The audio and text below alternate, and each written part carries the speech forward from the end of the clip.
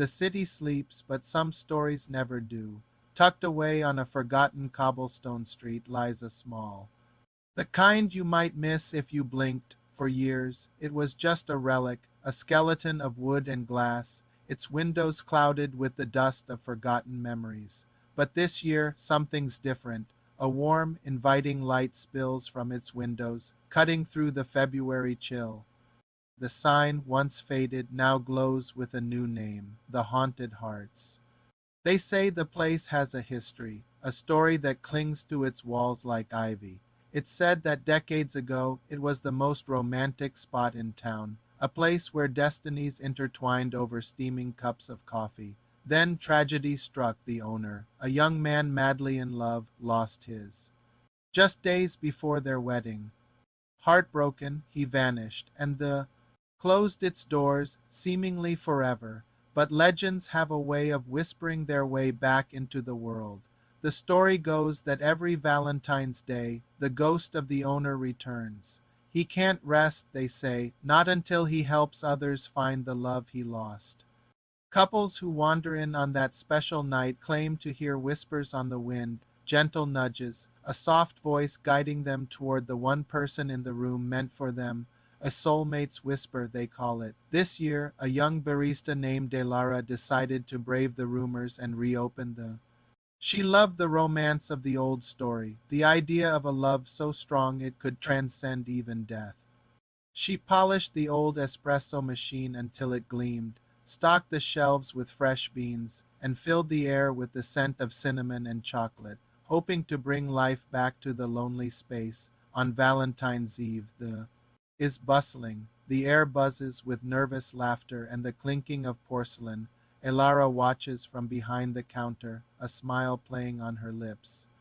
She sees a shy musician finally work up the courage to talk to the artist sketching in the corner. She sees an old couple, married for 50 years, hold hands as if it were their first date. The legend, it seems, is true. The air is thick with something more than steam. It feels like magic as the night wears on and the crowd thins. Elara begins her closing duties. Wiping down the marble countertop, she hums a soft tune. Suddenly, a low, melancholic voice drifts from the back of the. That song, she used to love that song. Elara freezes, her heart pounding. She turns to find a young man sitting at the farthest table, one she hadn't seen come in. He's handsome, but his form is faint, almost transparent, like smoke in the moonlight. It's him, the ghost. His name, she learns, is Julian. He's not a malevolent spirit, but a soul trapped by grief. He tells her of his lost love, Isabel, and how he spent decades trying to give others the happiness he was denied. The whispers. That's him, trying to guide lonely hearts together. He can see the invisible threads that connect people, the shimmering cords of fate. Elara isn't scared. Instead, a strange sense of empathy washes over her. She starts talking to him night after night. She tells him about her dreams of opening her own bakery, and he tells her stories of the city from 100 years ago. They talk about love, loss, and the bittersweet ache of longing for something you can't have. She finds herself looking forward to their late-night conversations, to his gentle voice and sad, kind eyes. A strange and impossible feeling begins to bloom in Elara's chest. She's falling for a ghost. She knows it's crazy, a love with no future, a relationship with someone who isn't even truly there.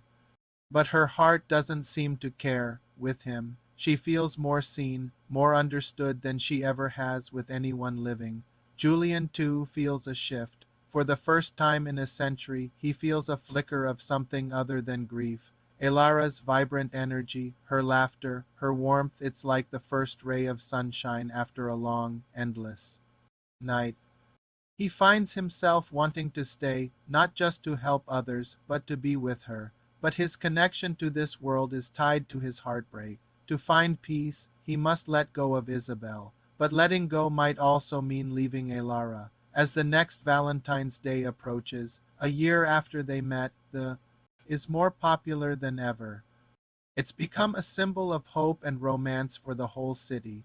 But for Elara and Julian, it's a crossroads. Can she help him find the peace he needs to move on, even if it means losing him forever? Or will she ask him to stay, to haunt her heart for the rest of her days? In the Haunted Hearts. Love stories don't always have a happy ending, but they never truly end. Some loves are so powerful, they echo through time, a whisper on the wind, a warmth in a cold room, a haunting that you never, ever want to let go of. What would you do? Would you let go or hold on to a ghost? Thank you so much for joining me for this story. If you enjoyed this journey into the paranormal and the romantic, don't forget to hit that like button and subscribe for more tales from the other side. Let me know in the comments what you think Alara should do. Until next time, stay curious.